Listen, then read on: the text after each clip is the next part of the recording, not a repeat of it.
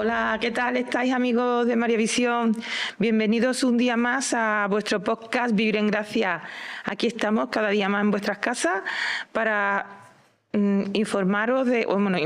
para daros conocimiento de todo lo que nos pueda aportar el Padre José, al que le doy la bienvenida, le doy las gracias por estar aquí, el Padre José Francisco Hernández de los Herardos. Con mucho gusto, siempre estando aquí para ayudar de la medida de lo posible a esclarecer las conciencias. Exactamente. Antes que nada queremos rezar como siempre al Espíritu Santo para que nos ilumine y abra los corazones de las personas que nos están viendo, ¿verdad, Padre? Amén. En nombre del Padre, del Hijo y del Espíritu Santo. Amén. Ven, Espíritu Santo, ven por medio de la poderosa intercesión del Inmaculado Corazón de María, tu amadísima esposa. Ven, Espíritu Santo, ven por medio de la poderosa intercesión del Inmaculado Corazón de María, tu amadísima esposa. Ven, Espíritu Santo, ven por medio de la poderosa intercesión del Inmaculado Corazón de María, tu amadísima esposa. Amén. En nombre del Padre, del Hijo y del Espíritu Santo. Amén.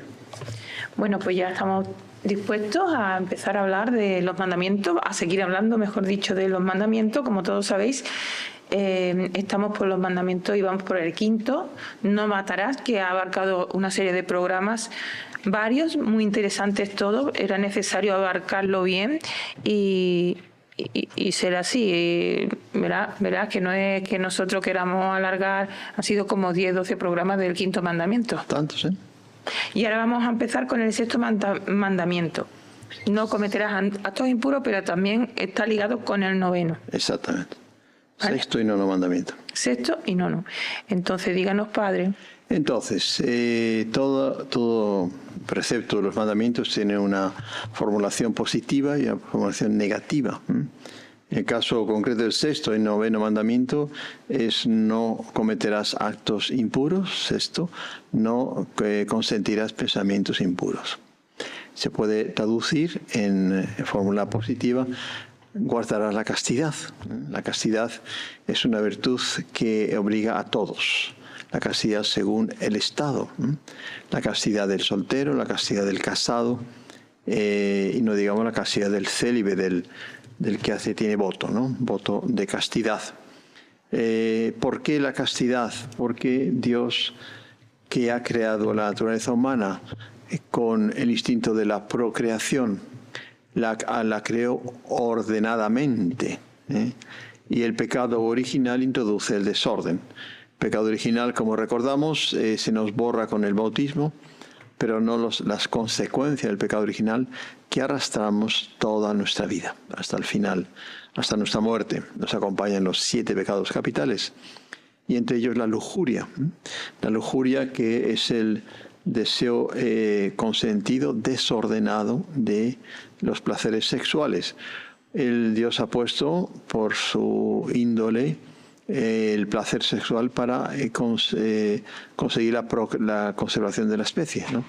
Los ángeles creó en un momento a todos, pero a la humanidad Dios quiere que el hombre colabore con él en la creación a través del matrimonio, que tiene la finalidad principal de la procreación y educación de la prole. Es el fin primario, principal del matrimonio, y después tienen los fines secundarios. Entonces vamos a estudiar el sexto y noveno mandamiento, que van juntos.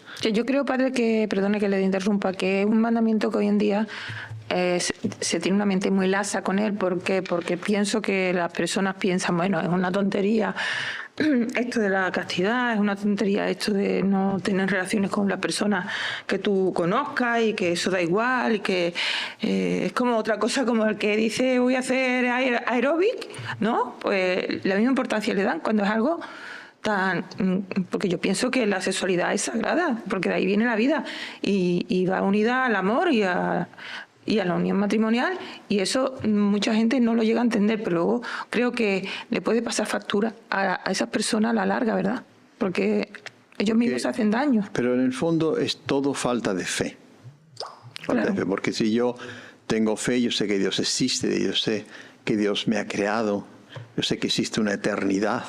Evidentemente, toda mi vida si tengo presente todo eso, la vivo en función de eso, de que mi finalidad es eterna. Yo he sido creado en el tiempo, con la perspectiva de la he sido creado en el tiempo, pero soy inmortal, mi alma es inmortal. Y Dios quiere que pasemos la prueba en esta vida, la prueba del amor. En la frase famosa de San Juan de la Cruz que repetimos con frecuencia, tan bonita, ¿no? En el atardecer de la vida se nos examinará en el amor. Porque el primer mandamiento, lo hemos estudiado, es amar a Dios sobre todas las cosas. Eso implica fe, lógicamente. Y si yo amo a alguien, no solamente le agrado, sino que no le doy ningún disgusto. Y el pecado es una desobediencia a Dios que nos ha colocado unas normas, unos criterios de vida que deben ser seguidos. Entonces, la relativización de la sexualidad, como la relativización de tantas cosas, de ir a misa los domingos, de respetar a los padres, del no robar, del no mentir, todo eso se ha relativizado, ¿no? Lo que Benito XVI llamaba la dictadura del relativismo. Y eso hace que todo el edificio moral se resquebraje. Y evidentemente la cultura de hoy no es una cultura cristiana católica, es una cultura permisivista, es una cultura relativizada, es una cultura descristianizada, secularizada, que nos lleva a, si no tenemos fe y no somos coherentes con esa fe, a dejarnos llevar por lo más cómodo. Muchas personas piensan que eso es progreso, que es modernidad, pero es todo lo contrario, porque pienso yo que se asemejan más a los animales. Cuando una persona hace eso por hacerlo por placer, es como un animal. Peor que los animales. Los animales, claro, porque los animales al fin y al cabo un instinto. Y no pasan de ese instinto. El hombre tiene la capacidad, por su libertad y su responsabilidad, de pasar más allá del instinto y abusar lo que quiera de cualquier cosa que está prohibido. Pero Dios lo prohíbe, prohíbe el mal, igual que prohíbe el mentir, igual que prohíbe el robar, porque es un desorden. Hay que comprender que el pecado es un desorden, no es un orden. Por tanto, si yo quiero vivir en orden en mi casa, conmigo mismo, con mi conciencia, con mi familia, con mis vecinos, con la sociedad donde vivo, la nación donde yo vivo, yo he de respetar unas normas. Y la esencia de esas normas, la columna vertebral de la conducta humana es la ley natural, que es los 10 mandamientos son una síntesis de la ley natural que todos llevamos en el corazón. O sea, el respeto al cuerpo humano está en la índole de la naturaleza humana ordenada, según la ley natural. ¿Vale? Pasamos entonces a la situación toda que provoca el sexto y noveno mandamiento.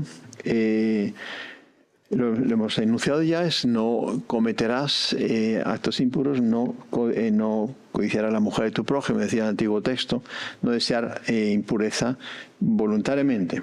Entonces, en primer lugar, es un tema de por sí muy delicado. La Iglesia hoy en día ha cambiado muchísimo todo, pero la Iglesia siempre trataba este tema con mucha respeto, con mucha distancia.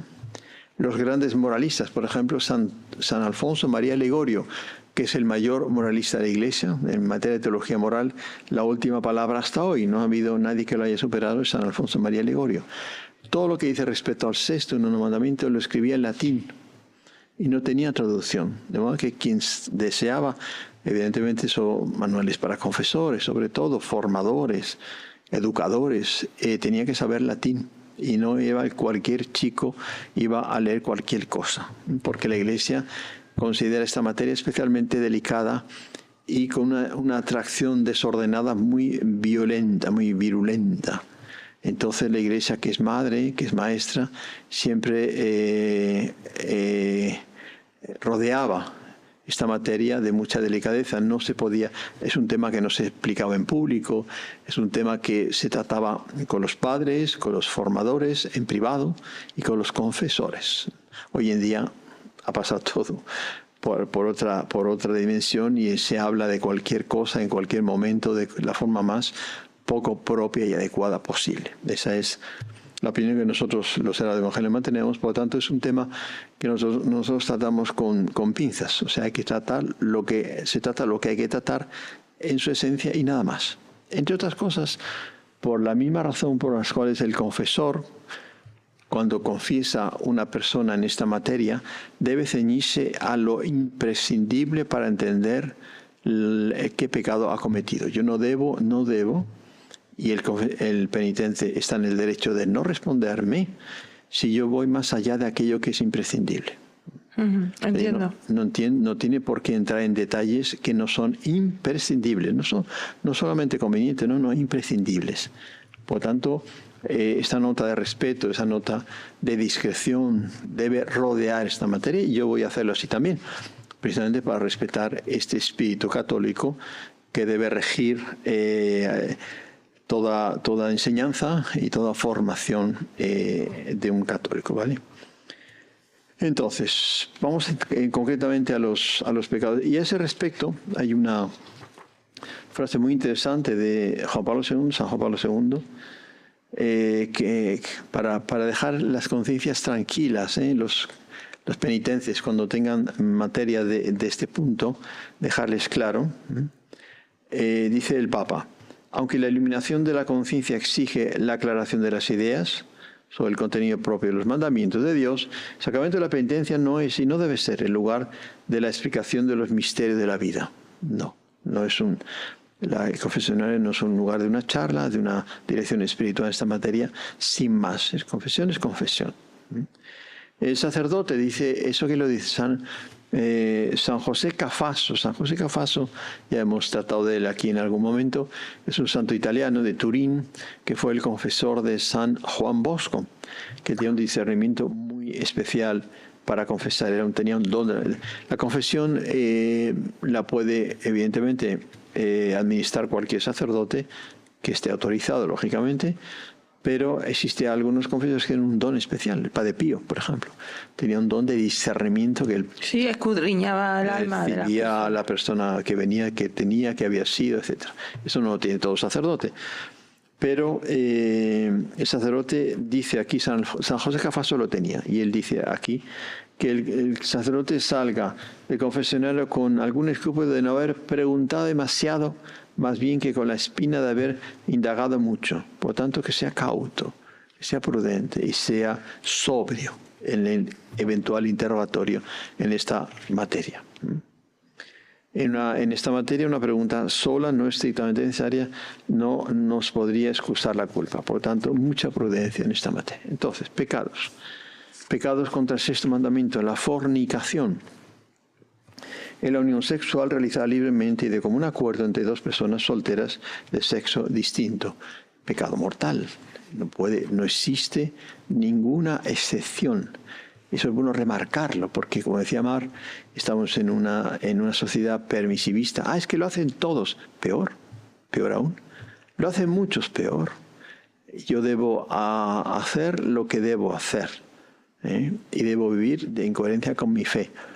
So pena, como dice el viejo dicho, el refrán, hay que vivir como se piensa, so pena, de más tarde, más temprano acabar por pensar como vivo. Si yo no vivo de acuerdo con Dios, voy a justificar mi conducta contra Eso Dios. es un lema que yo siempre he dicho. Quien vive como no piensa, termina pensando como vive. Exactamente. Es de sentido común, pero es muy importante recordarlo cuando nos vengan a decir que está de moda, que eso si está de moda, vamos a cambiar la moda, porque la Virgen de Fátima vino a denunciar la moda, vino a denunciar las costumbres, la depravación que estaba a inicio del siglo XX ya mar alto, y que ella vino justamente a parar esta corrupción pidiendo la conversión. Bueno, por razón de ciertas circunstancias hay que tener en cuenta si hubo promesa de matrimonio. Estamos hablando de la fornicación, por tanto, personas solteras.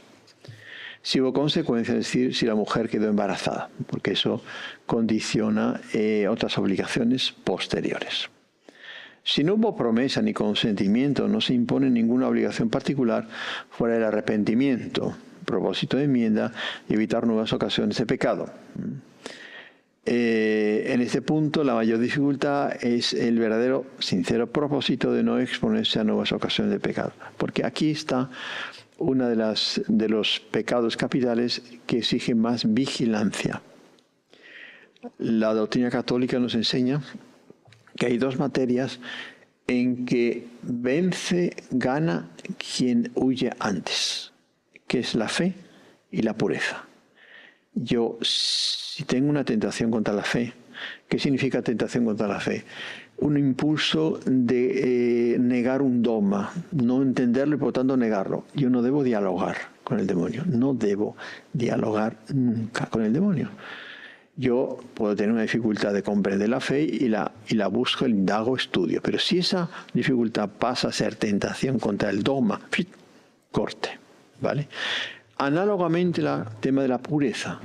Yo no debo dialogar. Había una tentación, comienzo, es invencible, repito, es invencible la persona que corta en el primer momento, en esta materia.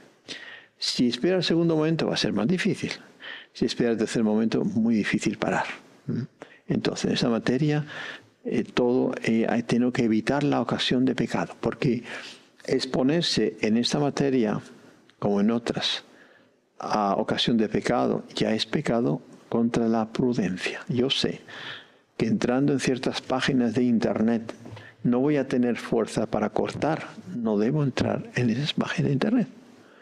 Como si yo voy por un kiosco de revistas inmorales y yo sé que no tengo fuerza de voluntad para no mirar y no pararme. No tengo fuerza de voluntad, paso por la acera de enfrente. Si yo realmente amo a Dios sobre todas las cosas. ¿De acuerdo? Entonces, la virtud de la vigilancia, vigilad y orad. Vigilad y orad para no caer en tentación, dice nuestro Señor a San Pedro, a Santiago y Juan en el huerto de los olivos. Entonces, debemos hacer notar a las personas que han caído en eso, que si no hay verdadero propósito de apartarse de las ocasiones habituales de pecado, hace inválida la solución. Por lo tanto, en esta materia como en cualquiera, sobre todo de pecados graves, mortales, el penitente se arrodilla para pedir perdón a Dios, ¿vale? La confesión bien hecha tiene estas condiciones: examen de conciencia. Debo examinar mi conciencia, si ha habido o no ha habido pecado en este punto, ¿no? Decir todos los pecados. Decir los pecados significa contar todo lo que es imprescindible. ¿Cuántas veces he pecado mortalmente? Por ejemplo, de esto. ¿Cuántas? ¿En qué circunstancias? Todo lo que es el pecado con circunstancias, sobre todo agravantes. Atenuantes pueden decirse, pero lo que es importante son los agravantes. Propósito de enmienda. Entonces, para que la solución valga, se dé, yo tengo que tener propósito de no pecar más. Eso no significa que no peque más, no. Sí, pero propósito se tiene. La intención es lo que cuenta. Ahí está. Pues, sinceramente, honestamente, yo voy a hacer todo lo posible para evitar de nuevo el pecado. Ahí sí. Cumplir la penitencia, dolor de los pecados, propósito de enmienda y cumplir la penitencia. El padre, el sacerdote, debe siempre poner una penitencia, la que sea. Debe cumplirse y tener el propósito, el penitente, de cumplir esa penitencia. Pero la esencia de la validez de la confesión pasa por el propósito de enmienda. Por lo tanto, si yo tengo el vicio de la fornicación y no tengo el propósito firme de no volver, no puedo confesarme. No es vale, es un sacrilegio. ¿Vale? O sea, mejor dicho, el sacerdote que percibe eso no puede dar la solución. Señor, señora, tú tienes el propósito de no volver a caer. Vas a poner todos tus medios para evitar la ocasión. Sí, yo te absuelvo los pecados. Bueno, si hubo promesa, porque en la fornicación puede haber una promesa de matrimonio, el varón está obligado a compartir con la mujer los gastos de la gestación, nacimiento, alimentación, educación del hijo natural. O sea, no es a la torera que se hace eso y después se acabó. No, señor. Es algo grave que no se puede dejar de hacer. El ayudar a todas las consecuencias de ese acto. Si no hubo promesa, pero sin consecuencias, el varón está obligado a compartir con la mujer tal. Cuando se hizo con promesa de futuro matrimonio, Ahora está obligado en justicia por derecho natural a cumplir su palabra.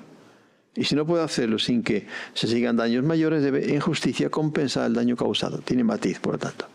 Si yo prometo matrimonio y hago lo que no debo con mi novia, ¿vale?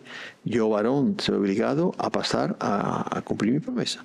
Si va a ser una catástrofe que va a salir después en un matrimonio eventualmente incluso nulo, debo arcar con las consecuencias.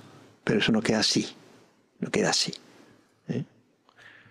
Los novios están obligados, según la ley de la Iglesia, que no ha cambiado ni va a cambiar, a guardar la castidad. Y por esa razón, las relaciones sexuales entre ellos, incluso cuando hay planes de matrimonio, se consideran fornicación. Por tanto, pecado mortal. La persona pierde el estado de gracia y tiene que confesarse para volver a recuperarla. ¿Vale? Rapto y estupro. El estupro consiste en la violación de una virgen contra su voluntad, un pecado especialmente grave. El rapto supone llevarse a una persona con violencia con el propósito de satisfacer el apetito sexual. Estos dos pecados son también violaciones de la justicia. En ese sentido debe tenerse en cuenta lo siguiente: si no tuvo consecuencias, debe reparar en lo posible el daño causado por la pérdida de la virginidad y los demás que puedan seguirse, infamia, etc. Infamia, o sea, mala fama, que como consecuencia de esto se da. Si tuvo consecuencias, debe reparar integralmente los daños que se sigan. Todos los gastos de la gestación, nacimiento y educación corren por cuenta del que ejerció la violencia contra la mujer. En general, en ambos casos, estupro y rapto, de ser posible, a menos que haya algún impedimento, debería ofrecer el casarse con la joven. Pero esta no está obligada a aceptarlo. Generalmente ni siquiera es conveniente. Pero todo eso hay que cumplirlo, hay que observarlo, hay que verlo. Esos casos hoy en día, padre, es muy raro porque desgraciadamente esos casos son abortos. Pero es bueno ver la base de todo y cómo esto no ha cambiado. Pero vamos, casi todo es muy difícil, yo lo sé porque, bueno, soy provida y me he informado de personas que lo saben, que es rarísimo, un tanto por ciento ínfimo, de que una mujer que ha sido violada se quede embarazada. Primero por el grado de estrés que tiene en ese momento. El rechazo, ¿no? Sí. Claro. Se ha demostrado. Interesante saber eso. En todo caso, es así. En el caso de darse y con las consecuencias que eso provoca. No sé si hay algún tipo más o esperamos al próximo programa. Bueno, sí, porque queda pocos minutos. Solamente decir que qué interesante todo esto que está diciendo, que mucha gente van a pensar que somos antidiluvianos, ¿verdad? Porque hoy en día es que es tan raro que las personas puedan pensar así, desgraciadamente, el mundo, sí, pero nosotros los católicos debemos de pensar así, de tener estos pensamientos que son conforme al pensamiento de Dios y que por muy moderno que sea el mundo, nosotros no podemos caer ahí porque no, porque el Señor nos va a pedir cuenta de ello. Lo que era pecado ayer es pecado hoy, lo será mañana. Y la doctrina... el Señor siempre es el mismo. Mi criterio es lo que la Iglesia me enseña. No que lo que el sacerdote que está desviado o no, lo que la Iglesia siempre ha enseñado es lo que enseña hoy. Aunque haya algunos que no lo repitan, no quieran repetir o diga lo contrario, que también los hay. Confesores que no contemplan esto. Congraciar a lo mejor o es que la Iglesia no se puede mundanizar, hay que cristianizar el mundo, no mundanizar la Iglesia. Eso es así.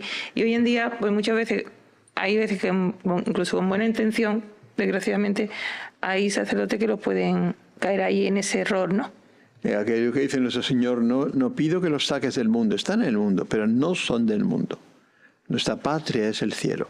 Y este mundo lo que tenemos que hacer es cristianizarlo, es hacerlo lleno, empapado de amor de Dios y por lo tanto de obediencia a lo que Dios manda, que es la forma de que haya progreso, de que haya equilibrio, de que haya estabilidad, respeto, de que haya incluso salud. Porque si yo violo los mandamientos, lo que decíamos antes, la factura viene. La factura viene. Gracias, Padre, de nuevo por recordarnos todas estas cosas tan importantes para nosotros como creyentes, como cristianos, como católicos. Y gracias a vosotros por estar ahí, por estar con nosotros un día más Esperemos que os haya gustado este episodio nuevo del podcast Vivir en Gracia, que para eso estamos, para que vivamos en gracia, ¿verdad? Para eso lo hacemos. Y lo mismo que os digo siempre, que seáis felices, y os emplazo, igual que le emplazo al Padre José, a que nos sigamos compartiendo y escuchándolo también en estos mandamientos tan maravillosos que el Señor nos puso para ser felices. Que seáis felices. Gracias.